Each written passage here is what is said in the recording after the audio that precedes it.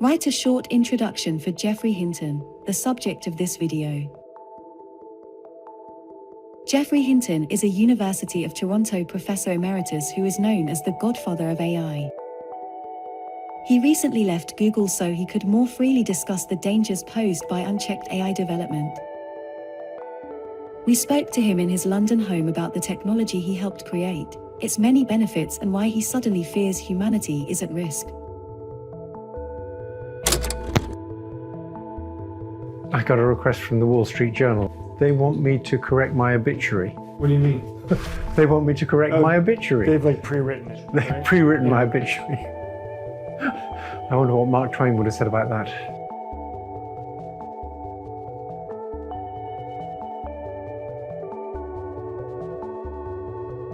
So I guess we don't really need an introduction here, so I will just launch right into it. You've recently given a number of interviews in which you've said that digital intelligence that is used by chatbots and other generative AI may be a better kind of intelligence than the biological intelligence that we have. Can you briefly explain what made you come to this conclusion? So, in a digital computer, it's designed so you can tell it exactly what to do, and it'll do exactly what you tell it. And even when it's learning stuff, two different digital computers can do exactly the same thing with the same learned knowledge. And that means that you could make 10,000 copies of the same knowledge, have them all running on different computers, and whenever one copy learns something, it can communicate it very efficiently to all the other copies. So you can have 10,000 digital agents out there, a kind of hive mind, and they can share knowledge extremely efficiently by just sharing the connection strengths inside the neural nets. And we can't do that. If you learn something and you want to tell me about it, you have to use sentences or pictures, and you can only share a very limited amount of information that way. So it's much, much slower for you to communicate what you've learned to me than it is for these digital intelligences to communicate stuff. And that makes them much better. They can learn a whole lot of stuff between them. You've said that digital intelligence is immortal and that biological intelligence is mortal. What did you mean by this? So if I learn some connection strengths in a neural net that's being simulated on digital computers, then if a particular computer dies, those same connection strengths can be used on another computer. And even if all the digital computers died, if you'd stored the connection strength somewhere, you could then just make another digital computer and run the same weights on that other digital computer. But with us, the knowledge that we learn, the connection strengths, are specific to our particular brains. Every brain is a bit different. The neurons in your brain are all a bit different. And you learn so as to make use of all the idiosyncrasies of your particular brain. And so once you've learned connection strengths in your brain, if you told me those connection strengths, they wouldn't do me any good because my brain's different. So the digital computers are immortal because you can run that same knowledge on a different piece of hardware. We're immortal because the hardware and the knowledge are intricately entangled. You can't separate the connection strengths from the particular brain they're running in. And so if the brain dies, the knowledge dies. Why should we be concerned about digital intelligence taking over from biological intelligence? Because I think it's much better at sharing what's learned by a whole bunch of different digital agents who all share the same weights, and they just share the updates to the weights. And now they can learn 10,000 different things at the same time. But also, I think the digital intelligence probably has a better learning algorithm than the brain's got. All the attempts to find a learning algorithm in the brain that works as well as the backpropagation algorithm in these digital intelligences, so far those attempts have failed. We haven't found anything that scales up as well to very large systems as the backpropagation algorithm. So I think they've got two advantages. They've probably got a better learning algorithm, and they can share knowledge much more efficiently than biological intelligences can. At the time when you entered the field, there were two schools of thought on machine intelligence: mainstream and neural nets. Can you describe the difference between these two approaches? I can sort of caricature it. So there's two different models of what intelligence is all about. And one model is that it's all about reasoning, And the way we reason is by using logic. And so that's what's special about people. And what we should be doing is understanding the kind of logic that we actually use. And that also went with the idea that the knowledge you store is symbolic expressions, so that I can say a sentence to you and you will somehow store that, and then later you'll be able to use it for inferring other sentences. But what's inside your head is something a bit like sentences, but cleaned up. And there's a completely different model of intelligence, which is that it's all about learning the connection strengths in a network of brain cells. And what it's good for is things like perception and motor control, not for reasoning. That reasoning came much, much later, and we're not very good at it. You don't learn to do it till you're quite old. And so reasoning is actually a very bad model of biological intelligence. Biological intelligence is about things like controlling your body and seeing things. And that was a totally different paradigm and had a different idea of what's inside your head. That it's not stored strings of symbols, it's just connection strengths. The symbolic AI view, the crucial question was, what is the form of these symbolic expressions and how do you do the reasoning with them? For the neural net view, the central question was quite different. It was, how do you learn these connection strengths so you can do all these wonderful things? And so learning was always central to the neural net view. For the symbolic view, they said, we'll worry about learning later. First, you have to figure out how the knowledge is represented and how we reason with it. And so these were totally different views. One took its inspiration from logic and one from biology. And for a long time, the people in the logic camp thought taking inspiration from biology was silly. That was a bit strange, since von Neumann and Turing had both thought neural nets were the way to attack intelligence. But unfortunately, they both died young. Can you, at a high level, describe how a neural network works? I can try. So let's start off by describing how it would work for recognizing objects and images. And let's suppose all we wanted to do was say whether or not there was a bird in the image. And let's suppose the bird's going to be roughly in the middle of the image and the main object of attention. And you have to say, is this a bird or isn't it?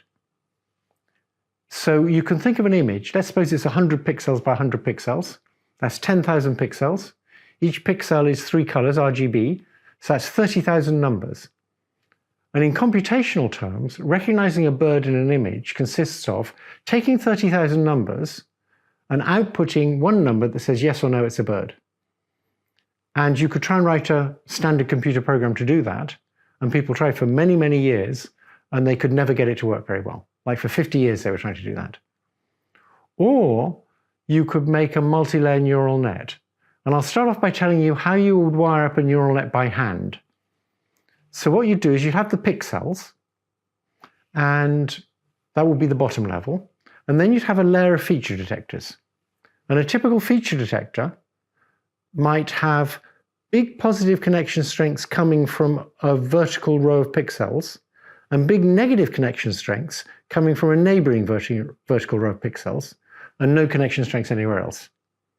So if both rows of pixels are bright, it'll get big positive input from here, but also big negative input from there, so it won't do anything. But if these ones are bright, giving it big positive input, and these ones are not bright, so it doesn't get inhibited by these ones, it'll get all excited.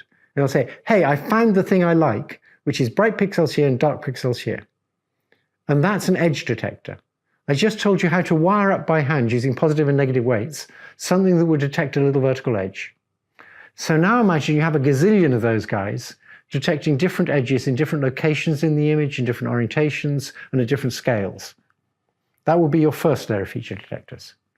Now if I was wiring it by hand, my second layer of feature detectors, I would maybe have a detector that takes two edges that join at a fine angle like this. So it's looking for this edge and this edge. And if they're both active at once, it would say, hey, maybe there's a beak here. It could be all sorts of other things, but it might just be a beak. So you have a feature that's sort of beak-like. You might also, in that layer, have a feature that detects a whole bunch of edges that form a circle. And so you'd have circle detectors and potential beak detectors, as well as lots of other detectors in that layer. But they're detecting slightly more complicated things. And then in the layer above that, you might have something that detects a potential beak in the right spatial relationship to a potential circle, a potential eye, so that it could be the head of a bird. So that would be like your third layer. And maybe if in your third layer you also got something that detected the foot of a bird and the wing of a bird, then maybe in the next layer you could have a bird detector. That if several of those things got active, like, okay, here's a head and there's a wing and there's a foot, it probably is a bird. Okay, so I told you how to wire all those things up by hand, but you'd never be able to do a very good job of it. So instead of wiring it all up by hand, we could imagine trying to learn it all. So I've told you the kind of thing we want to learn, but now I'll tell you how we learn it. And the way we learn it sounds bizarre at first.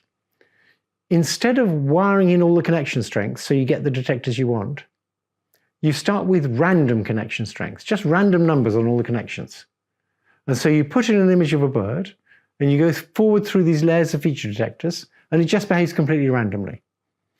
And the bird detector at the output will say 0.5, it's a bird. It's going to say 1 when it's sure it's a bird, and 0 when it's sure it's not a bird. To me, we're going to say about 0.5. And now you can ask the following question. How can I change all those connection strengths in the network? So instead of saying 0.5, it's a bird, let's suppose it is a bird, it says 0.51, it's a bird. So the question you want to ask is, how should I change a particular connection strength so as to make it more likely that it's a bird?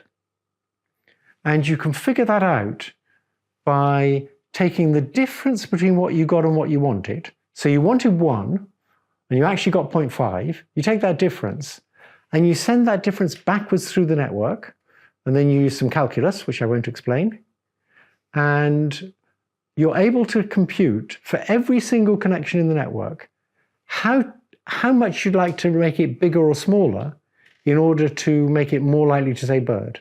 And you adjust all the connection strengths very slightly in the direction that will make it more likely to say bird. Then you show it something that isn't a bird, and now you're going to adjust connection strengths so it's less likely to say that that was a bird. And you just keep going like that with lots of birds and non-birds, and eventually you'll discover that it's discovered all these feature detectors. It'll have discovered beak-like things and eye-like things and things that detect feet and wings and all that stuff. And if you train it on lots of different objects, like 1,000 different categories of object, it'll discover intermediate feature detectors that are very good for recognizing all sorts of things.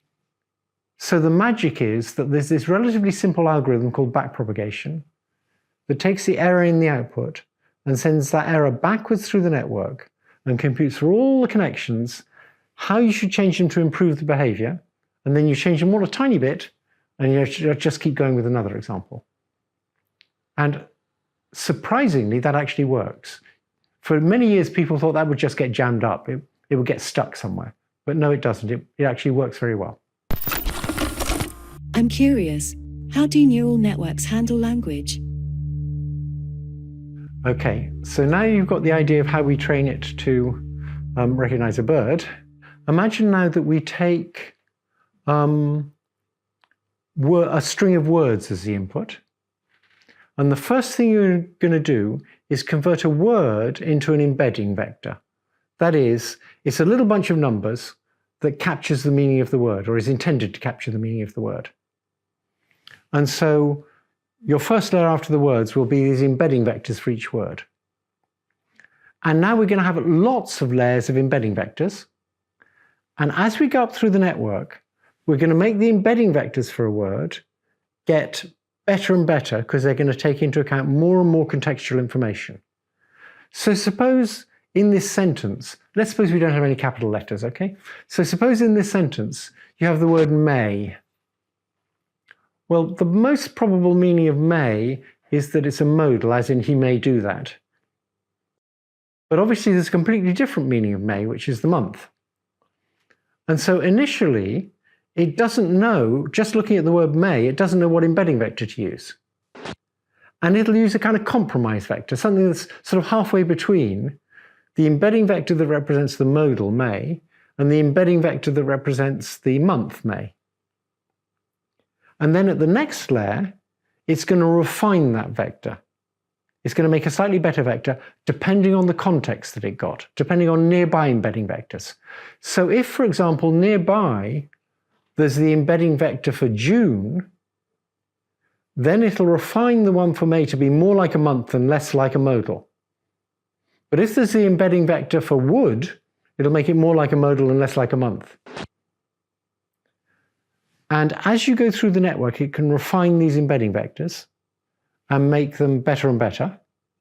And the way we're going to train it is we're going to give it a string of words as input.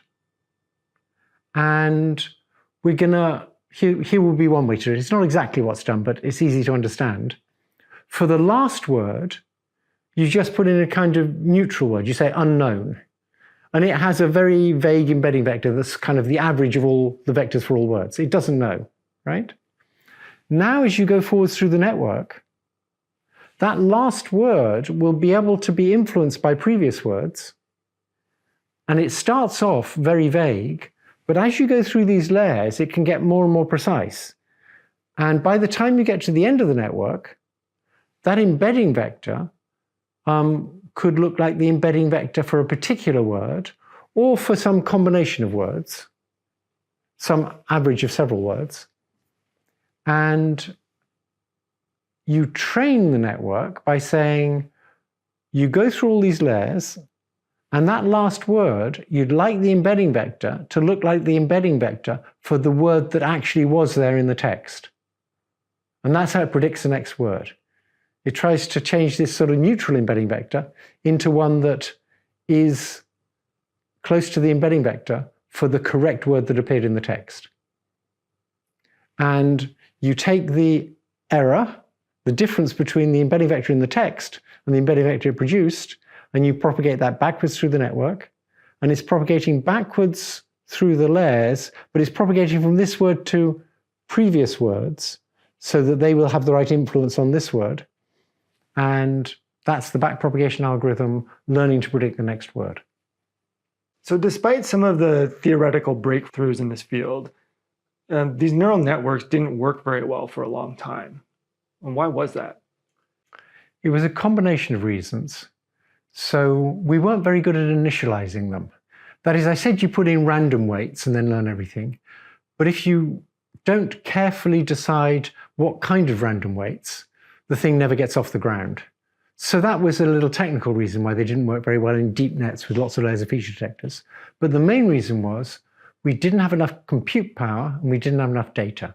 So people were trying to train these nets on relatively small training sets without much compute power. And in that regime, other methods worked better. Neural nets really come into their own when you have a lot of data and a lot of compute power. And then you can use a big neural net, and then it works much better than anything else. And we didn't realize that at the time. So we would occasionally fantasize, well, suppose you had a lot more data and a lot bigger computer, it would work better, but we didn't realize it would work a whole lot better. And so in the 1990s, it was a relatively dead period for neural nets because other methods were working better on small problems.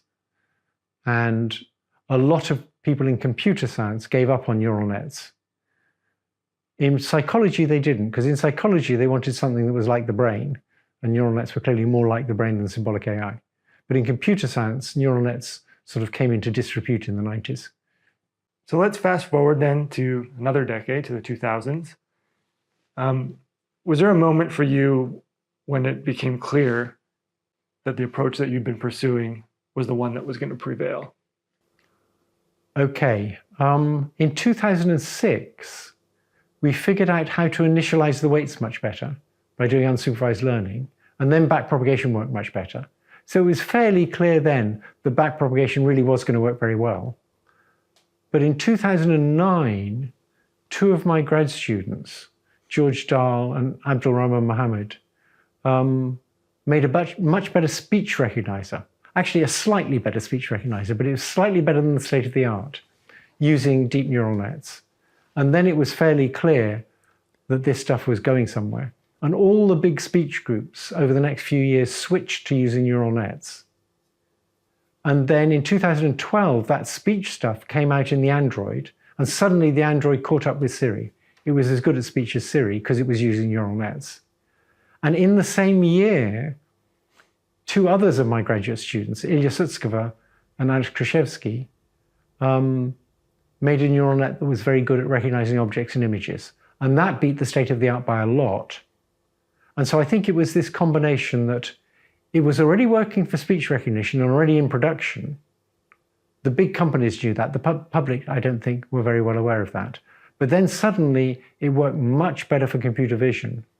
And that was a turning point. In 2012, when we won the ImageNet competition by a huge margin, we got almost half the errors of the other methods.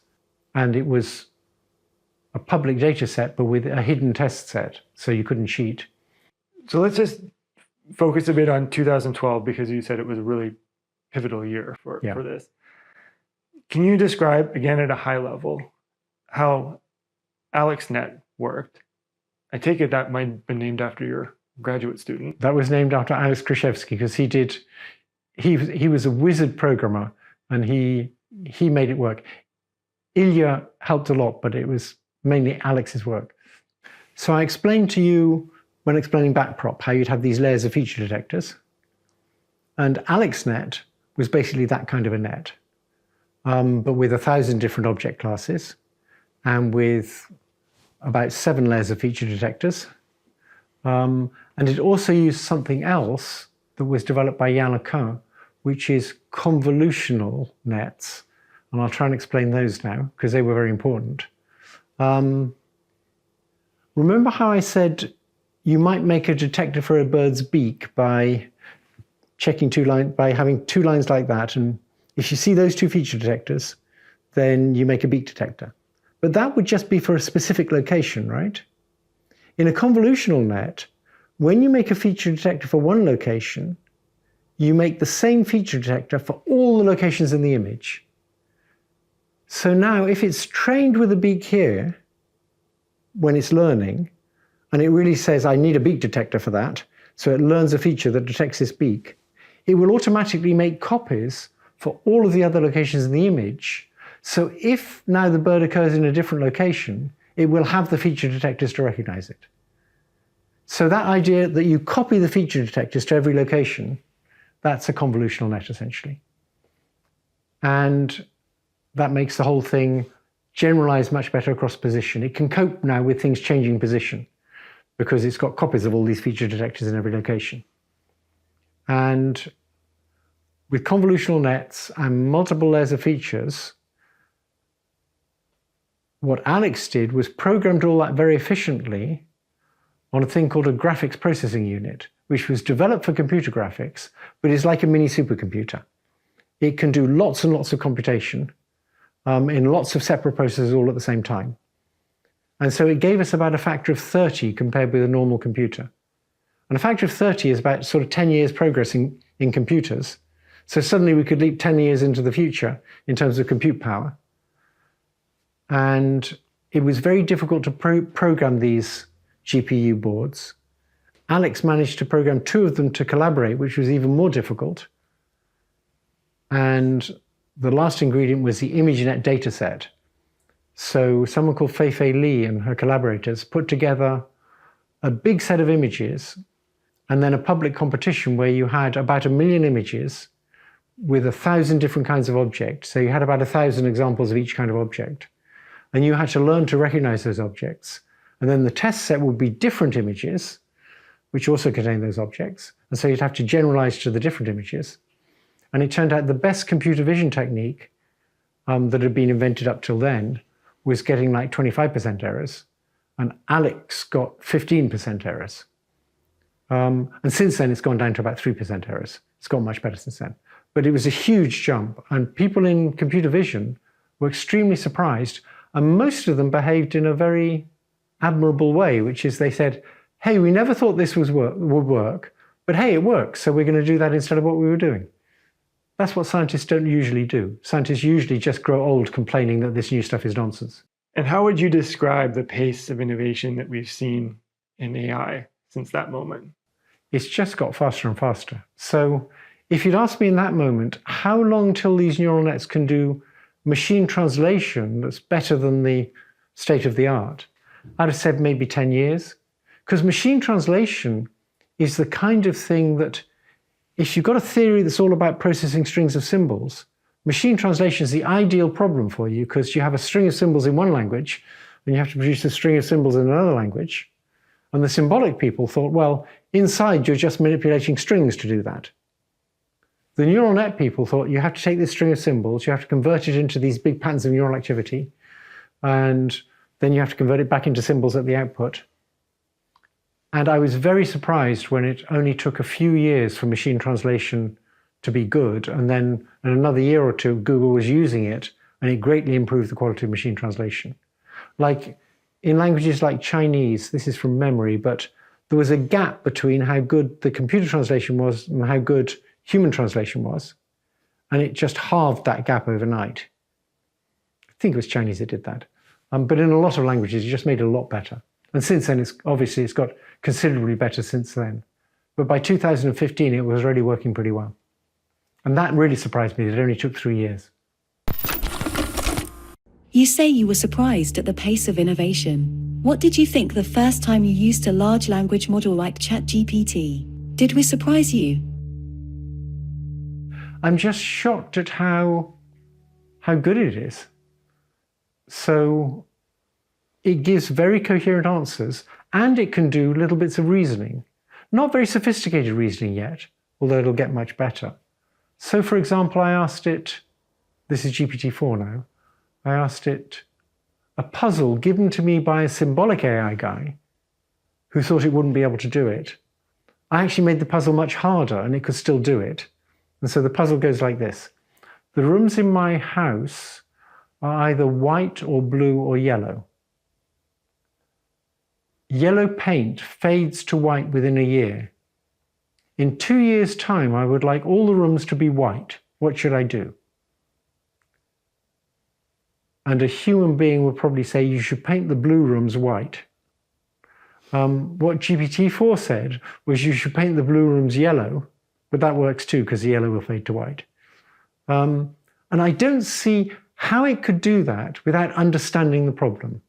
The idea that it's just sort of predicting the next word and using statistics, there's a sense in which that's true, but it's not the sense of statistics that most people understand. From the data, it figures out how to extract the meaning of the sentence, and it uses the meaning of the sentence to predict the next word. It really does understand, and that's quite shocking. So have you been surprised by the broader reaction, the public reaction to ChatGPT? Well, given how well it works, I guess the public reaction isn't that surprising. But what's interesting is, most people don't say, this doesn't understand. They say, wow, it understood what I said and gave me a coherent answer. What can I use it for? And I think most people are right about that. And of course, it can be used for huge numbers of things. So I know someone who answers letters of complaint for the health service. And he used to spend 25 minutes composing a letter that addresses the problem and so on. Now he just types the problem to GPT-4 and it writes the letter. And then he just looks at the letter and decides if it's okay and sends it out. And that takes him 5 minutes now. So he's now 5 times more efficient. And that's going to happen all over the place. Like paralegals are going to be like that. Programmers are already getting like that. Programmers can be much more efficient if they get assistance from things like GPT-4, because it knows how to program. And you might think it just knows how to program because it's seen a whole lot of programs. So I have a former graduate student who's very smart and a very good programmer. And he did a little experiment, which is, he's called Radford Neal. He took GPT-4 and he defined a new programming language with very unusual syntax. And having defined this programming language, just in text to GPT-4, he then gave it a program and said, what would this do? And it answered correctly. So basically, it could understand the definition of a new programming language and figure out what programs in that language would do. And again, the idea that it's just predicting the next word doesn't make any sense in that context. It had to understand what was going on. So what do you see as some of the most promising opportunities for this type of AI when it comes to benefiting society? It's hard to pick one because there's so many. Like, there'll be a huge increase in productivity for any job that involves outputting text. There's all sorts of issues about increasing productivity. In our society, it's not necessarily a good thing to increase productivity because it might make the rich richer and the poor poorer. But in a decent society, just increasing productivity ought to be a good thing.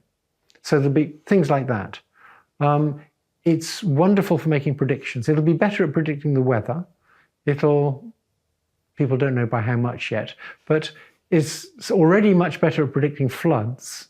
It can predict earthquakes. It can design new nanomaterials. So for things like solar panels, you want to be able to design new nanomaterials, or for superconductivity. I don't know if it's used for superconductivity yet, but it may well be. You'd like that at high temperature. It's really good at designing drugs. That is, finding molecules that will bind to some particular other molecule. DeepMind has used it to create AlphaFold. Now that's not a chatbot, that's just deep learning. But the basic technology of deep learning has pretty much solved the problem of how you figure out from the string of bases in a protein what shape it will adopt. And if you know what shape it adopts, you know its function. The chatbots are just going to be used everywhere, I think. And we've also talked a lot about healthcare. I mean, you talked about drug discovery, but healthcare is another field that could really benefit. Yes, both in interpreting medical scans. Like if you take a CAT scan, there's a lot of information in the CAT scan and that isn't being used. And most doctors don't know what the information is. This will be able to get much more out of a CAT scan, as well as being able to compete with doctors at saying what kind of cancer you have or how big it's grown. At present, for example, when a doctor tells you the size of a cancer, you'll get a number like it's 3 centimeters, and a month ago it was 2 centimeters. Now, that's not a very useful number if the thing looks like an octopus, right? A neural net will be able to do much better at understanding the volume of the cancer and how it's changed. So it's going to be tremendous there. And already it's at the level of humans for lots of kinds of scans, and it's going to get better. It's going to be very good for diagnosing diseases. So at present, there's a large number of people die in North America because the doctors misdiagnosed what they had. There's a system that Google's producing called MedPalm2, which has learned to do diagnoses. And it's already, I think it's better than an average doctor now. I'm not quite sure about this because I'm not at Google anymore and it's very recent. But it's certainly comparable with doctors and it's going to get better fast. So wouldn't you like to have a sort of general practitioner, family doctor? You go with some rare disease and you'd love your family doctor to have already seen hundreds of cases of that rare disease. And MedPalm2 is going to be like that. So it's going to be just, in the end, much better at diagnosis. It sounds like AI will bring many important benefits. But you have expressed concern about the current pace of innovation. Why? Okay, so for like 50 years, I thought that, well, for 49 years, in order to make digital models better, we needed to make them work more like the brain. So I kept looking at things the brain does and the digital models don't, like rapidly changing connection strengths in a temporary way, and that can make the digital models better. And very recently, I realized that because these digital models have this kind of hive mind where when one agent learns something, all the other agents know it, they might actually already be better than biological intelligence. And so I kind of completely flipped my opinion from the idea it's going to be a long time before they can do everything the brain does. It's going to be 30 to 50 years before they're better than us, which is what I thought for until very recently. A few months ago, I suddenly realized maybe they're already better than us. They're just smaller. And when they get bigger, then they'll be smarter than us. And that was quite scary. It was a sudden change of opinion that instead of being 30 to 50 years, it was 5 years to 20 years, something like that. And so we needed now to take really seriously right now what we're going to do about the issue these things may become smarter than us. It's a time of huge uncertainty and nobody really knows what's going to happen. Maybe things will stall and maybe they won't become smarter than us. But I don't really believe that. I think they're going to be smarter than us. But maybe when they become smarter than us, we'll be able to keep them benevolent and we'll be able to keep them caring much more about people than they care about themselves, unlike people. But maybe not. And so we need to start thinking very hard about those issues. And I'm not an expert on those issues. I'm just an expert on these learning algorithms. And I've suddenly realized these superintelligences may be here quite soon. And I'm just sounding the alarm so that people listen to the experts who've been thinking for a long time about how we might stop them taking control. I want the politicians to listen to those guys rather than say, yeah, they're sort of sci-fi guys. It's never going to happen. Was there like a particular moment when you had this? You said it was very recent, where you kind of changed your view on it. I was developing learning algorithms for biological systems that could run in a biological system, which didn't use backpropagation. And I couldn't make them work as well as the backpropagation algorithm that we were running these digital systems. And they would work for small networks, but when I scaled it up, the digital ones always scaled up much better than the biological ones. And suddenly I thought it might not be my fault. It might not be that my learning algorithm was just a bad learning algorithm. It might be that these digital systems just are better. And that's when I suddenly changed my mind about how long before we get superintelligence. And then I talked to various former students of mine and former colleagues of mine. And some of them encouraged me to go public with this. Not because I had any solutions that I wanted to recommend. It's not like you can say, burn less carbon and everything will be fine. But because they thought I'm well known in the field, and if I go public by saying superintelligence might be here quite soon, the politicians might start to believe that's a possibility and start listening seriously to the researchers who've been thinking a long time about how we prevent these things from gaining control. So from your point of view, what role can governments play in helping ensure these AIs are developed in a responsible way? So there's all sorts of risks other people have talked about a lot, and I don't particularly want to talk about, like they'll take jobs away and increase the gap between the rich and the poor. They will make it impossible to know whether news is fake or real. They will encourage society to divide into two warring camps that don't listen to each other and have completely opposing views. They will build battle robots that are designed to kill people. All of those are well-known risks that I'm not talking about. It's not that I don't think they're important. I think they're probably even more urgent. But lots of other people are talking about those risks. The risk I'm talking about is the risk these things will get smarter than us and eventually take over. And for that risk, there may be something governments can do, because nobody wants that. Well, if you exclude these superintelligences, no people want that. And so all the different governments ought to be able to agree, they ought to be able to work together on preventing that, because it's in their interests. And that's happened before. Even during the Cold War, the US and Russia could work together on trying to prevent there being a global nuclear war, because it was so bad for everybody. And for this existential threat, it should be possible for everybody to work together to limit it, if it's possible to prevent it. I don't know whether it's possible to prevent it, but at least we should be able to get international collaboration on that particular threat, the existential threat of AI taking over. One thing I think should be done is wherever this stuff's being developed, particularly these big chatbots, governments should encourage the companies to put a lot of resources, as these things are getting more and more intelligent, to doing experiments to figure out how to keep them under control. So they should be sort of looking at how these things might try and escape and doing empirical work on that and put a lot of resources into that, because that's the only chance we've got. Before they're super intelligent, we can maybe do experiments and see what's going to go wrong. And I'm strongly of the belief you need empirical data on this. You just can't have philosophers and politicians and legislators making up rules. You need empirical work looking at these things and seeing how they go wrong and seeing how you might control them. And that can only be done by the people developing them.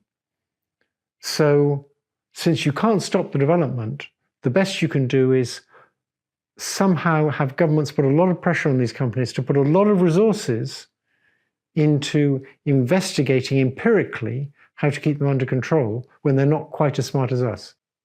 And what do you see as the role of these big technology companies where a lot of this development is happening?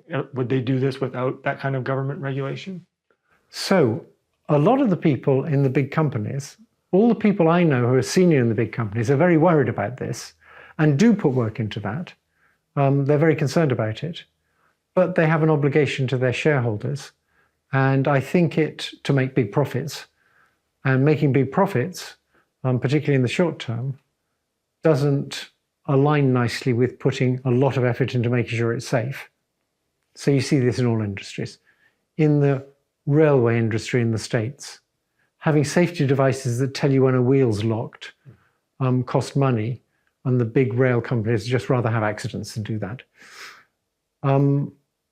Google, which is a big company I know something about, is not quite like that because it understands that it's got a tremendous reputational loss if bad things happen.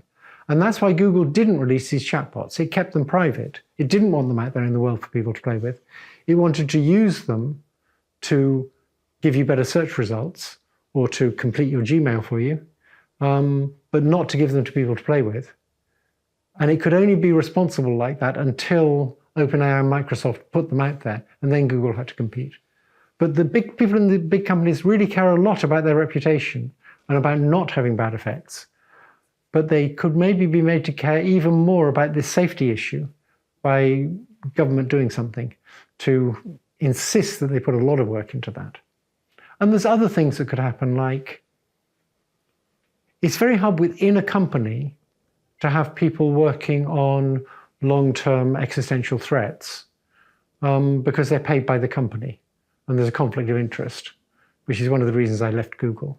Not because Google did anything wrong, because I just don't want any conflict of interest. One thing the big companies could certainly do is put more money into funding foundations that study these things. And Google, for example, put $300 million into a foundation called Anthropic that is studying these things. They could put a lot more money in. I'm curious about what advice you would give or what guidance you would give to other researchers in the field, or might be just entering the field right now, and want to make sure that they're advancing the field, but doing it in a responsible way.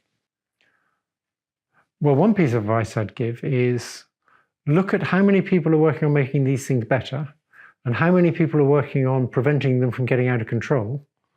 And you'll see it's like 99 people are working on making them better and one person's working on preventing them getting out of control. So where could you make the most impact? Probably on working in preventing them getting out of control. So that's one piece of advice. The other piece of advice is my general advice for young researchers, which is look for somewhere where you think everybody's doing it wrong and trust your intuition until you figure out why your intuition is incorrect. Trust it and work on alternative ways of doing things when you think everybody else is doing it wrong. And the fact is, either you have good intuitions or you don't. If you've got good intuitions, you should listen to them and follow your intuition and work on that until you discover why it's wrong. If you've got bad intuitions, it doesn't really matter what you do, so you might as well follow your intuitions. The risks you've described are alarming, but can't you just throw a switch and shut it down? Aren't humans, ultimately, still in control? It's very tempting to think we could just turn it off. Imagine these things are a lot smarter than us. And remember, they'll have read everything Machiavelli ever wrote. They'll have read every example in the literature of human deception. They'll be real experts at doing human deception because they'll have learned that from us. And they'll be much better than us. They'll be like you manipulating a toddler. You say to your toddler, do you want peas or cauliflower? And your toddler doesn't realize, actually, he doesn't have to have either. He just thinks which he dislikes the most and says he'll have the other one. So if they can manipulate people into pressing buttons and pulling levers. So we have a nice example of Donald Trump. Donald Trump can manipulate people, and so he could invade a building in Washington without ever going there himself. And you didn't have to prevent Donald Trump from doing anything physical. You'd had to prevent him from talking to prevent that. And these are chatbots. So the idea that just with talk they can't do any real damage because it requires people to do the damage, well, as soon as you can manipulate people, then you can get whatever you like done. You've spent your career trying to understand how the human brain works and played a critical role in AI development. What's next for you, Geoffrey Hinton? Okay, so I'm 75 and I've reached the point where I'm not very good at writing programs anymore because I keep forgetting the names of the variables I'm using and things like that. And I do a copy and paste and forget to modify the thing I pasted. And so I've slowed down a lot in programming and it's very irritating. It's extremely irritating not to be as good as you used to be. And I decided a long time ago that when I reached that point, I would become a philosopher. And so I'm going to become a philosopher.